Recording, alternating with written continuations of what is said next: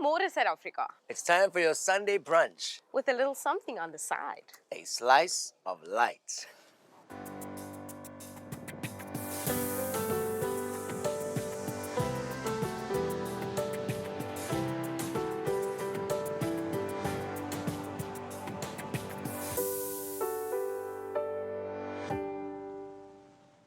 It's hard to believe that we're only 10 minutes away from the center of Port Elizabeth. At a venue that has quickly become a local landmark. It's Grassroof in Seaview. Coming up, we take a look at farming God's way. Emveni koko ku-Daily Slice sidibana ke no-Candice Thysse, umzalikazi okwalilo negqwetha lwe-National Prosecuting Authority. And finally, the mission of filmmaking as one company tells stories that matter. Daar is meer as 700 miljoen boere in Afrika. Die meeste van hulle bly in armoede. UMegan ke wathi tsi gxatha watyelela elinye ihlelo elifundisa abantu ngendlela ezingezinye zokulima nekwaguqula ke ubomi babantu. Rhabula apho.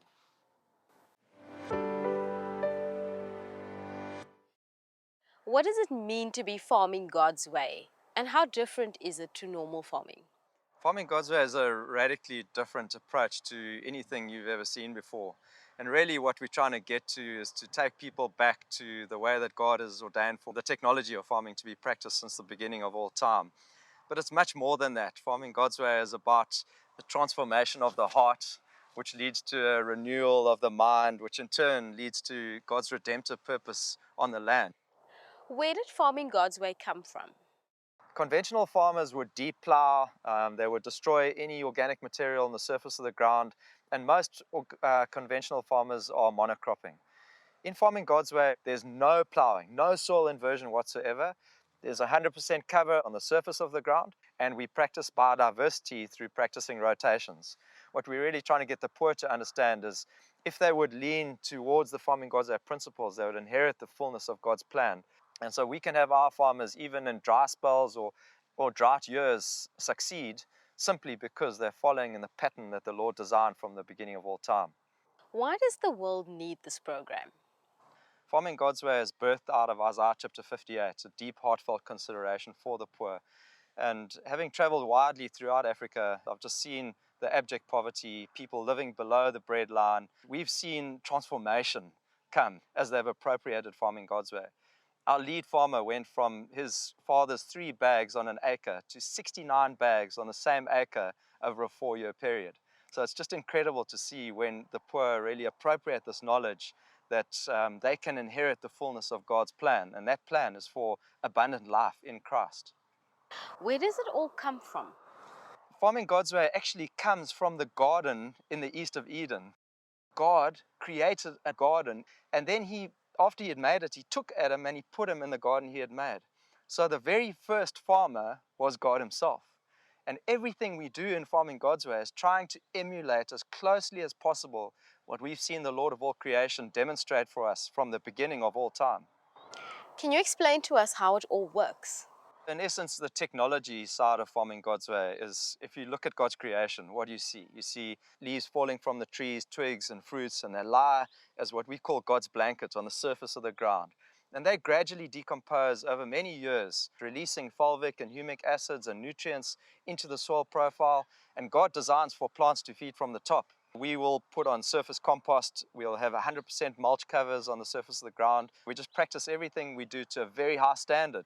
Tell us whether it's growing, is it spreading, and where can it be found? We've got 42 fully accredited trainers who are working all over the world, throughout Africa, Southeast Asia, Central America. It's a resource. Anybody can pick it up and run with it, and that's the heart. We want to see this tool being replicated and this information transferred to the poorest of the poor so that God's light can shine in the dark places. Grant, why is the biblical approach and biblical teaching so important in this program? We teach 6 biblical keys. I believe the Lord's revealed these biblical keys to be able to ensure that the fullness of his foundational truths in agricultural life are fully implemented, leading to bounty and leading to the fullness of his promised abundance. Farming God's Way is also practiced at schools across the Eastern Cape. Dave Witherspoon told us how it works. We've approached the schools with Farming God's Way with using a 3-tiered approach. The first being fundamentally the most important. getting all the crops from the school vegetable gardens into the kitchen for the daily meals. Secondly, at the discretion of the teachers, they hand out produce from the gardens to the orphans, the children from the child-headed households, the widows, the elderly and the sick. Thirdly, any produce that is left is then sold to generate income for the schools. But can we see a real change in the crops? We've set up these comparative gardens here to be able to showcase the differences between farming God's way and conventional practice. It's really such a dramatic visual aid to be able to learn these differences and see how, when we humble ourselves and walk in God's ways, that our crops just flourish. So you can see these very tall stalks here, very big cobs by comparison to a conventional field on this side. We've just harvested over 40 kilograms of beans from the Farming God's Way plot and 3.5 kilograms from the conventional field. So that's bigger than a 10 times yield improvement by just humbling ourselves and walking in the ways that God's shown us from the beginning of all time. Yeah, what a difference between conventional crops and the Farming God's Way crops. Now, when we come back, Daily Slice with a woman of substance.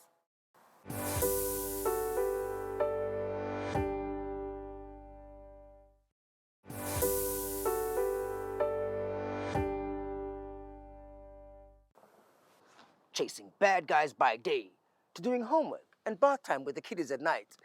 Good daily slice, no like no Candice, Thysse.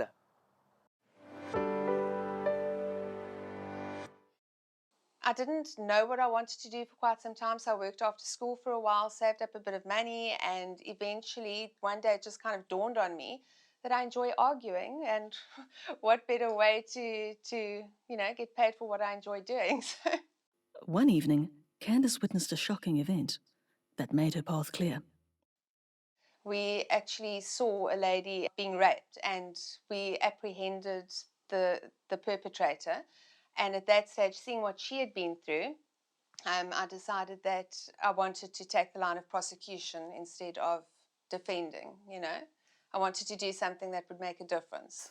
The bad guy. Yeah. Did he get prosecuted? Is he now in jail? Eventually, he pleaded guilty, so there wasn't a necessity for a trial or anything, and he was convicted, sentenced, and they linked him to another robbery at the time, so he served time for that as well. Yay! Your early life was marked by tragedy. Can you talk us through that?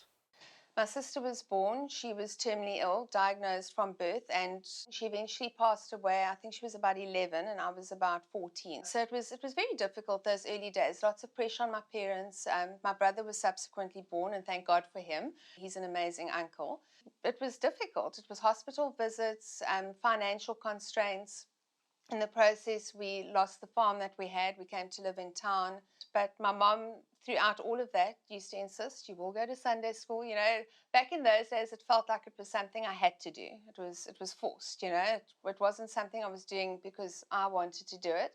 And I must admit, looking back, I was probably quite angry at the time with a lot of things that had happened.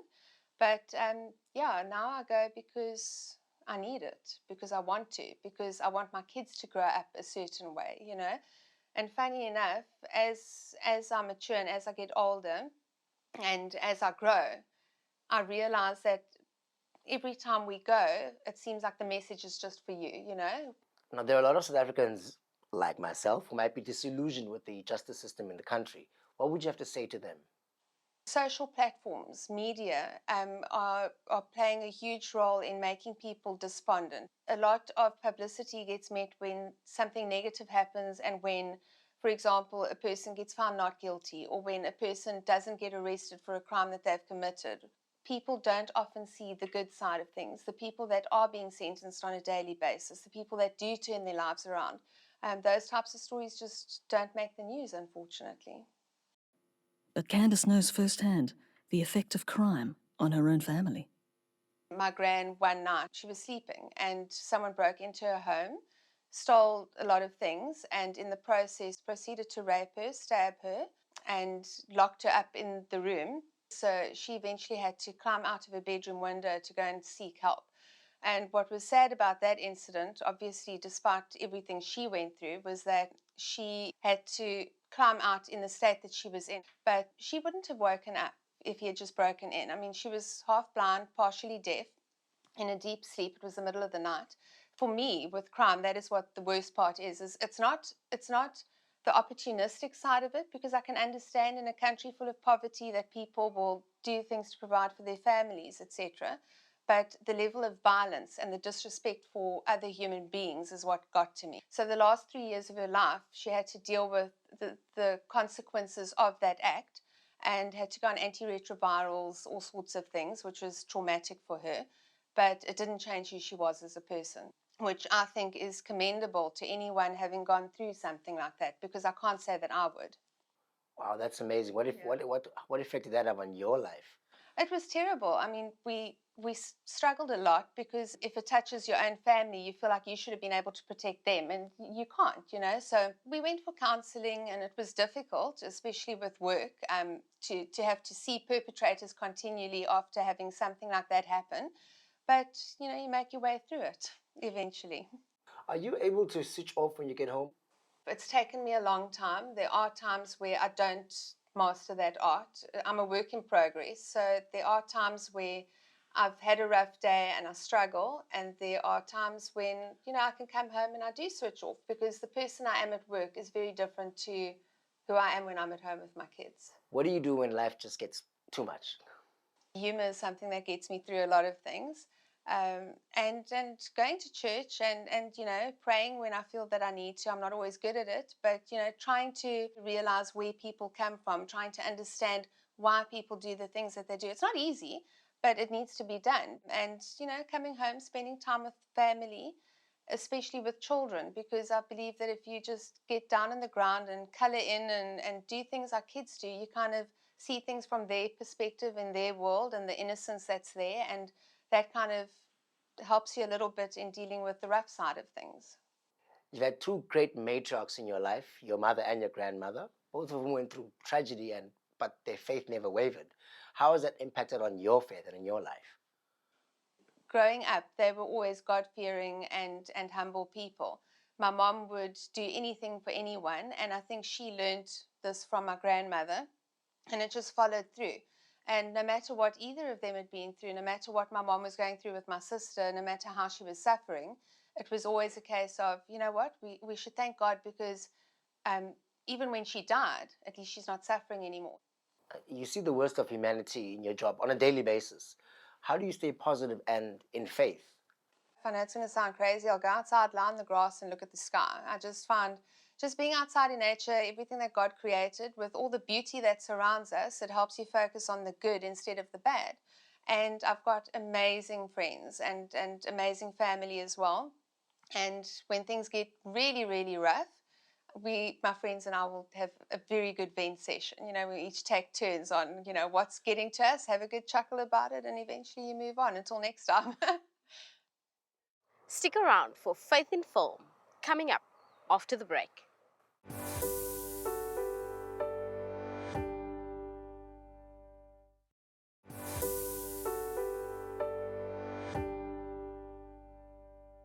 "15 years ago, impintshe ezimbini zidlele kwisikorokoro semoto zine-R100 kuphela, deciding what business to start."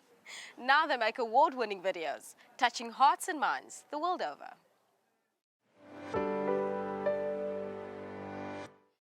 Essentially, we're a production agency, so we make video content, and we see video just as a really great medium of communication. And in today's world, it has become one of the highest currencies of communication. So Rooftop, we're a high-end production agency. Yeah, and we work with clients, and we develop concepts and video solutions around meeting target audiences and delivering quality products. Animation, film, editing. Just to add on to the video thing, why video specifically? We both grew up being exposed to video. We edited our first video on VHS machines and a CD player, like back in the day when there was no digital video editing. And our love for video started back then when we were already like 16 years old, actually mixing our own like video together. And it's something we saw after we finished the video and we showed people. It was just so powerful. Video has the potential to change people's minds. it influences people, and we saw that already when we were really young. And we both believe that video is probably the most powerful form of communication. So, but I think in a way, like, that almost found us in a sense. Like, when we were studying, we were looking for a business opportunity, and video was the one thing we sort of had some kind of experience with. But when we started the business, video wasn't what it is today. We still delivered our first products on a VHS tape. But as time passed, I guess we saw the scalability of video, the ability to create content anywhere in the world, and within a few minutes, people can be watching it anywhere in the world. It also became a much higher currency of communication. And the honest truth is, when we started Rooftop, I don't think that we didn't even know that would happen. Why that name? the name Rooftop has actually got like a really significant story for both of us. We were really young. We registered in 2003, but it was actually like the last name that you write on like the list, 10 names on a list, and the last one literally got chosen. So we struggled through a name, and it was actually during a church service that I was attending, and our youth pastor was busy preaching about taking a step of faith. And the story is used out of a passage in Mark where it's about the story of the friends who carry their friend onto the roof and they dig a hole to get to Jesus. And they were in faith for the healing of their friend. And it was about walking on rooftops, ultimately. And when the sermon had finished, like a favorite song also kind of played and had the word rooftop in it as well in the chorus. And the song was all about the gospel. And after the song had finished, I ran up to James and I was like, I've got the name. It's Rooftop. We should be Rooftop, because that's exactly what you're doing. When you're 19 years old, you only have money from guitar lessons, and we didn't have any massive funding to start the business. We had no experience, and we were taking a massive step of faith starting this business, and that resounded in both of us to a point where we're like, that's right. It's always been that thing of like a step of faith. Like, when we started the business, like, everyone said to us, "You're in the wrong town. Video is a dying industry." Those were the words that people said. You guys have got no capital. Like, you're pretty much not going to make it. Like, only 1 of 10 businesses actually succeed. So that name meant a lot to us, because when Jesus' friends, when they took him up on the roof, they were told no. But they made a plan. So it was not just about inaction and being told no. It was actually the very act of going onto the roof was saying, it looks impossible, but we're actually going to make a plan. And when we looked at our circumstance, it looked impossible. In a way, like, not taking no for an answer. And I think every business or every organization faces huge difficulties along the way. And I guess you've got that opportunity to either say, okay, the answer is no, or I'm going to go up onto the rooftop and I'm going to take a step of faith. And it's faith and it's action. It's not just about faith, and it's not just about action. It's faith and action. And so for us, the name is very impactful, because it speaks to taking a step forward. You can't sit back and expect things to happen. You have to work hard and you have to push, but at the same time, you've got to have faith. Now, how did you go from these 19, 20-year-olds who had just enough money for fun to register the business, maybe a little bit of money for paper, to doing okay, to now being where you are, which is doing disturbingly well? Disturbing.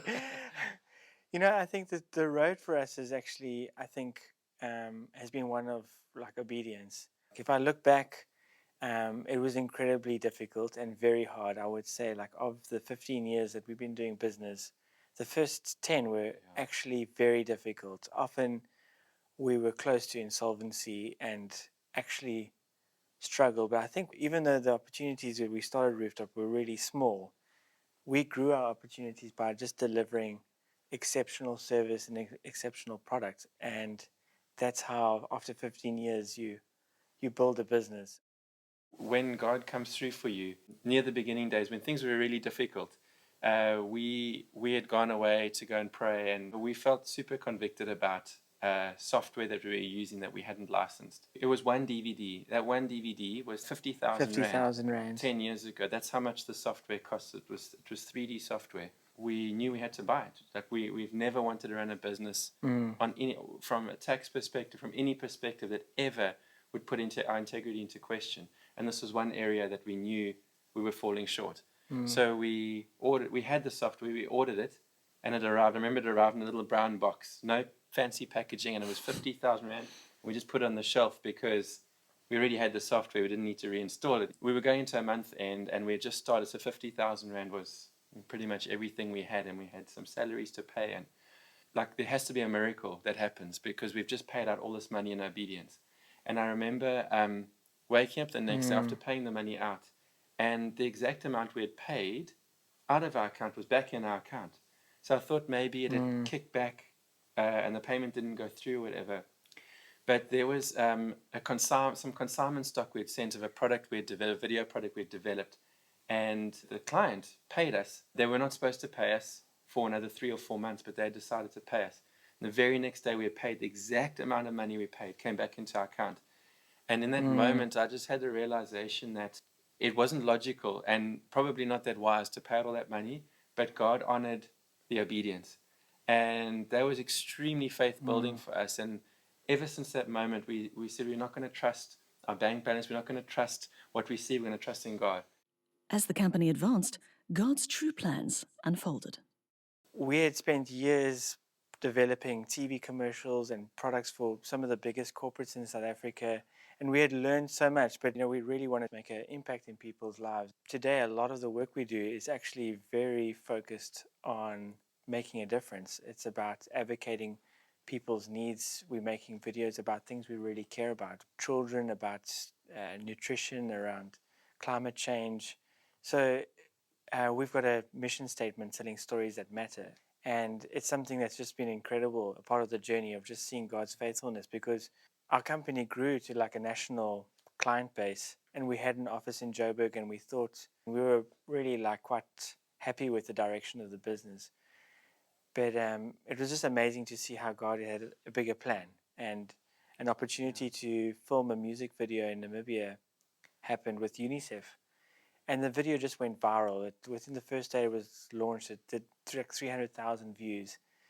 And within that period of time of working with one international client to where we are today, the company just transformed. All that experience that we got, it was actually setting us up for what we were really passionate, and that was for our content to have impact and to make a difference. That was the big turning point where we went from mediocrely successful to a successful company, was when we found what we were really passionate about. As we've traveled into these conflict zones and into these places where you see the devastation of what man has done. And I love Jim Collins in his book talks about the 3 concentric circles of what in the world can you be the best at, what are you deeply passionate about, and what's driving your economic engine.